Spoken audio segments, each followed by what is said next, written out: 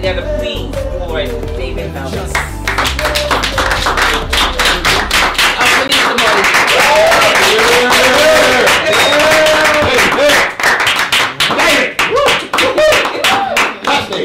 Have you ever been introduced and not know who the person they were talking about? That can't be me. There are times where it feels like the stories I tell don't mean anything to me. But what you do is you just go on as best you can and live out the life that was given to you. Don't complain. Just do your best, because your life is its own story. Thank you so much for this time, for all of those who have presented and gave a piece of their life. I'm taking it for myself so I can live. So I really do appreciate that. It was 1984. Cliff Young, an Australian farmer's boy. His dad was a farmer. Cliff was a farmer's boy, so he did what his father did: take care of the sheep. Now, that's not really attractive, being a shepherd's boy. But he did it with pride and did all that he could to help his dad out. But the year was 1984, and he changed, in which that he got into the race, a marathon held in Australia. Man, he felt that he was ready. He was ready to go. Had his tag with the numbers on it. I'm ready. Got my tag. I'm ready like everybody else. But Cliff wasn't really as smooth looking as everybody else. You know, there's runners that are slim. They are built. They're ready to run. You can tell. Oh, yeah, he's ready. He go, oh, yeah, you ready. You've been training. I see it. But Cliff didn't really induce that type of reaction. But he just got into the race anyway. The sound went off. They started running. And I mean, you know, when you can see a runner, it's a beautiful looking thing. I'm talking about, there's some people that have such a gait, such a gallop about them. The way they talk, the way they relate to other people, or in their athletic prowess, you could tell it's going to be a beautiful thing to watch. Cliff was not really that beautiful. In fact, he was really not really attractive to look at in the athletic realm. I'm talking about everybody else had great strides, but Cliff had this strange looking gait, this shuffle.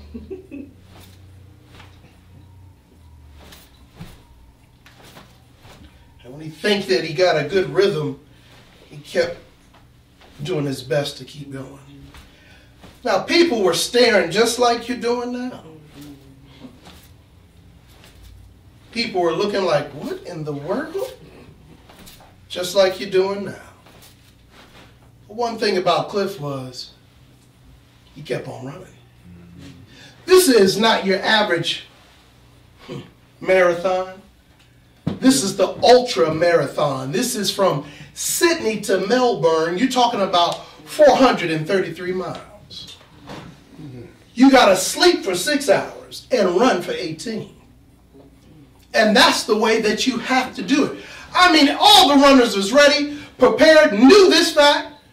Take sleep for 6 hours, run for 18. Everybody knew this. Everybody except Cliff. Cliff forgot all about that rule, and he was shuffling along, and he just kept running. Some of the newscasters got on the side of him like, hey man, how you doing? You know you're supposed to be sleeping. I ain't know that. Well, I'm doing pretty good right now. So, not going as fast as everybody else, but I'm going to just keep on running. He said, hey man, don't you just want to just stop and get a rest? Actually, I feel pretty good. You know, night air. You know, I got a decent rhythm. I'm gonna just keep on running. And it's so funny. When you really want what you want, while others are sleeping, he was running. And he kept on running. And by the time the race was over, not only did Cliff finish the race, he won the race. He won it in such a fashion that he broke all-time records. People were like, who is this guy? Shuffling along and just being able to beat us at our own game. But he didn't listen to anybody. He just kept on running. By the time he crossed the finish line, everybody else was so shocked. Because when he finished, Cliff was 63 years of age in this race. And when he won this race, he crossed the line with overalls and boots on.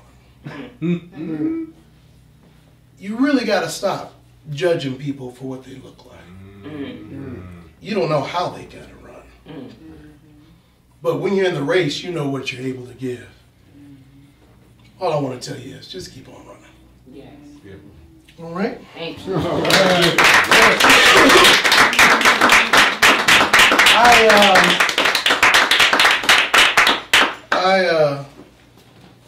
Was that my pen? Or was... No. Oh, I didn't know what was going on. You can keep it though. No, I thought somebody dropped a pen. All right. All right. Brother Melvin, can you fix that, brother? This is my OCD. It's kicking that. All right. Well, you be all right. I'm all right. You all right? I was trying to get to work, and you know how you trying to get to work, Vincent? It's yes, sir, I do. Rush hour. Crowded. I'm trying to get to work. What is going on down there? Oh, Jesus, help us. What is going on? You're trying to get to where you're trying to go, and you know, when you're trying to get to where you're trying to go, it seems like everybody knows that, and they go a little bit slower. It seems like they all get the same email. I'm trying to get to where I'm going. I'm going through downtown because I had to be somewhere. And what I found out, what was causing the delay was on the side of the road that wasn't even in the way of the expressway. Just people looking at a tow truck.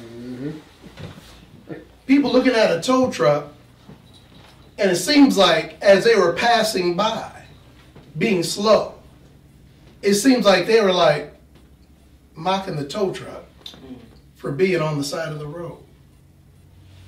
I don't know if you've ever been like a tow truck, that you've been there for other people, lifting them up, bringing them through, taking them out of ditches. But when you're down, everybody just takes their time looking at you. Talking about poor little tow truck. But one of the things that I did see before I passed that sad looking sight was a huge, bigger, gigantic tow truck to grab the truck that was down. And if everybody in this place has ever been to a situation in their lives where they've done their best helping and giving and helping and giving and lifting up and giving and pulling and giving to everybody else, and when it was your turn, nobody came, I want to let you know there is a bigger tow truck for your life that is specialized to pick out your situation, even though you've done it for somebody else. Yes. Yes. All right, that's it. Thank you. All right. We got things to do. I got 15 seconds. All right. Stop it. All right. I got things to do here. I only got like 2 seconds. You good. All right, here we go. Listen, I got in trouble. I don't know if you've ever been in trouble before. The kind of trouble where you went all out for it. And when you got really into it, you found out how much trouble you were in and wanted to get out. I've been in that kind of trouble. Trouble I was just like, what did I do to get myself into this situation? I mean, I got in trouble. The kind of trouble that put me in a situation where I got arrested. They were upset. The cops are upset. They were like, oh, brother. All right, come on, sir. They led me with these nice silver bracelets.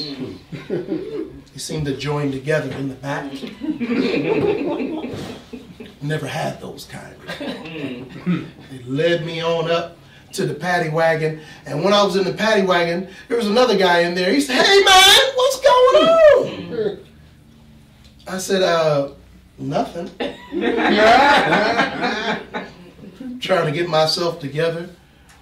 The cops asked me, hey, man, what do you do? And I said, I'm a preacher. I'm a pastor. I'm a psychology grad student. This is the first time I ever heard a cop say, damn.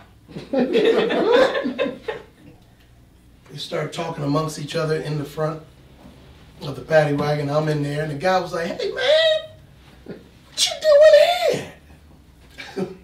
I got in trouble. It's like, you got in trouble. He said, look here, man, I just want to ask you something. I know this is not the best time, with the same nice silver bracelets locked behind his back. I said, okay, what? He said, come close. I said, oh, Jesus. Come a little closer. Let me whisper to you. Can you pray for me? I said, man, are you crazy? You're in here. I'm in here. We're all in this truck. We're in the paddy wagon. Why do you want me to pray for you? He said, man, it's real simple, man. You know God. I said, yeah, I do. So we both bended our heads together. And I prayed that we will both get out of trouble. Yeah. It's amazing. You find more about yourself when you get in trouble. That's so true. That's it. All right. Stop.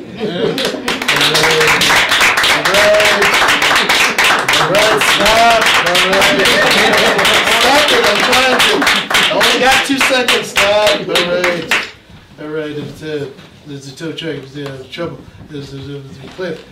All right. Here we go. I got 2 more. All right. Here we go.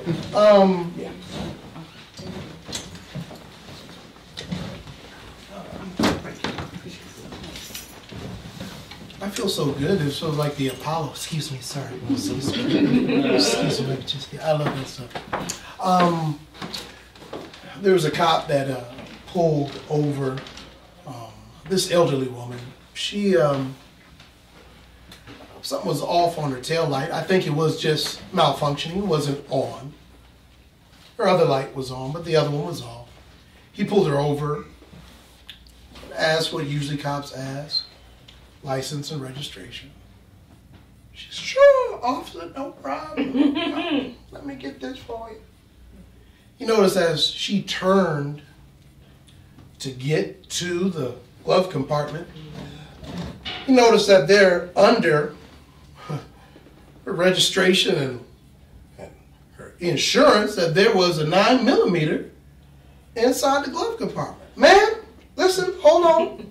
Wait a minute now. Is that yours? Yes, that's mine. That's mine.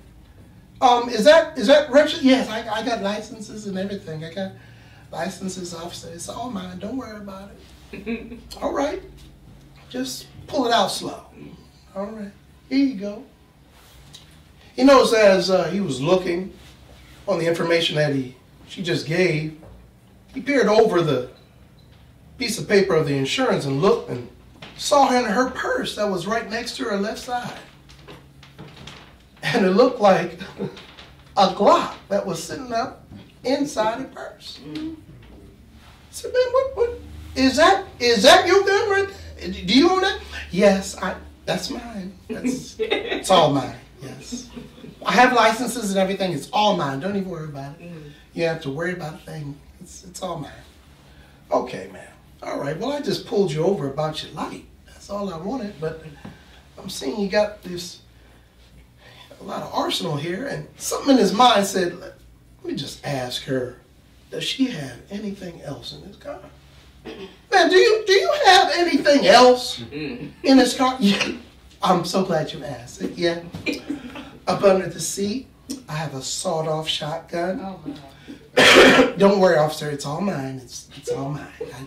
I have the licenses, and it's all mine. It's permits. I'm good at it. I'm very good at it. Don't worry about it. It's all mine.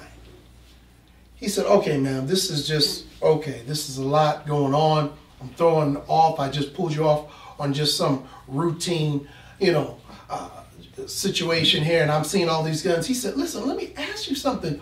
What are you afraid of? And her answer was just classic. She says, not a damn thing. Not a damn thing. My mind goes to, yea, though I walk through the valley of the shadow of death, I'll fear no evil, for God is with me. When you are packing strong emotionally, mentally, physically, you have nothing to be afraid of. All right? All right. Yes.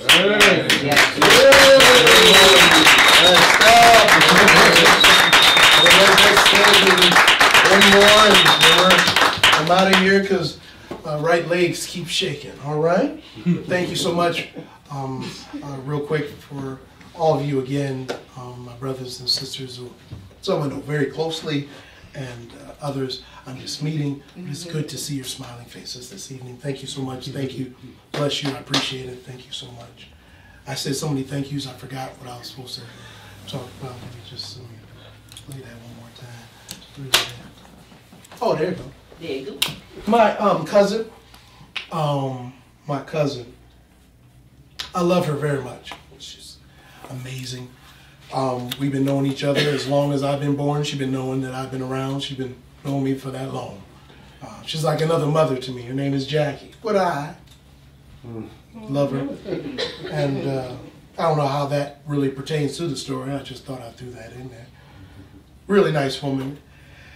I came to the house one time and she said, yo, I gotta get some things taken care of as far as the plumbing is concerned. I said, what's the problem? She said, well, I had some bad stuff. There was a leak going on. And you know what? I had the best plumber that came by the house. He was the plumber whisperer.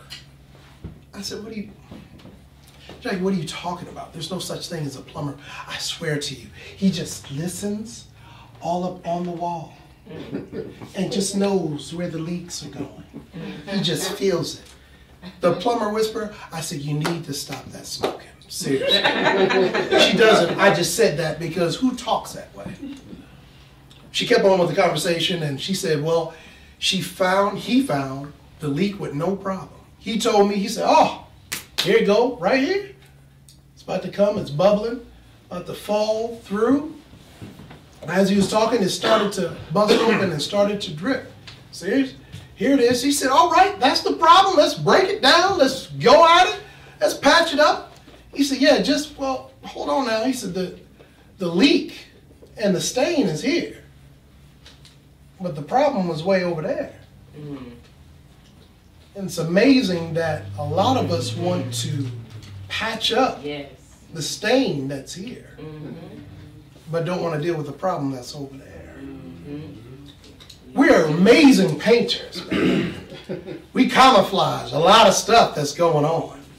But inside, we got monsters growing, like Thriller inside our soul, because we never dealt with the problem that's over there. I pray that everybody don't just do patchwork. Yes.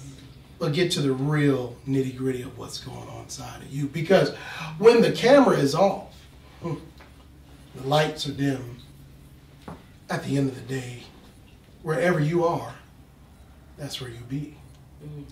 And I pray that you get to the bottom of the situation and don't just cover stains, but get to the source. That is my time. Thank you so very much. Keep clapping, keep clapping, keep clapping, keep clapping.